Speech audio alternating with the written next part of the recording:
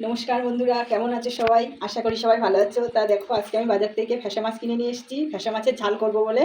তা দেখো, আজকে আমি 500 ফ্যাসা মাছ কিনে নিয়ে এসেছি। তা আমি কেটে ধুয়ে নেব।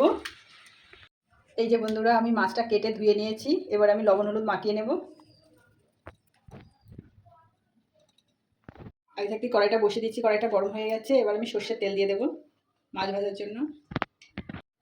এই যে বন্ধুরা, তেলটা গরম হয়ে গেছে, মাছটা দিয়ে দেবো। এই যে বন্ধুরা, মাছটা ভাজা হয়ে গেছে, এবার তুলে নেব। ফ্যাসা মাছের ঝালটা কিন্তু বন্ধুরা দারুণ লাগে, আপনারা একবার বাড়িতে বানিয়ে খাবেন। এই তেলে আমি জিরে ফোড়ন দিয়ে দেবো। এতে আমি জিরে বাটা দিয়ে দেবো, আদা রসুন বাটা দিয়ে দেবো, দিয়ে দেবো টমেটো কুচি দিয়ে দেবো।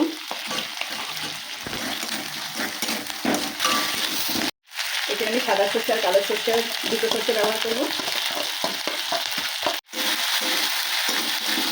লবণ দিয়ে দেবো, হলুদ গুঁড়ো দেবো।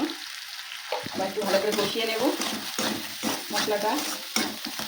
এই যে বন্ধুরা, আমার মশলাটা ভালো করে কষানো হয়ে গেছে, দেখুন মশলা থেকে তেল ছেড়ে দিয়েছে। এবার আমি 1 গ্লাস জল দিয়ে দেবো। এই যে বন্ধুরা, এবার আমি মাছ দিয়ে দেবো।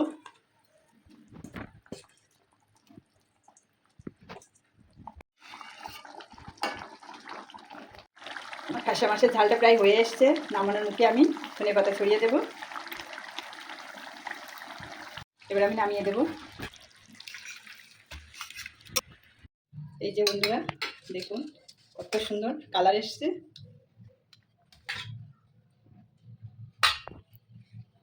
তো দেখুন বন্ধুরা, যদি ফ্যাসা মাছের ঝালটা ভালো লাগে, এইভাবে আপনারা বাড়িতে বানিয়ে খাবেন, দারুণ লাগে খেতে। ভালো লাগলে শেয়ার করবে, লাইক করবে, সাবস্ক্রাইব করবে, জানাবে কেমন ফ্যাসা মাছের ঝালটা হয়েছে।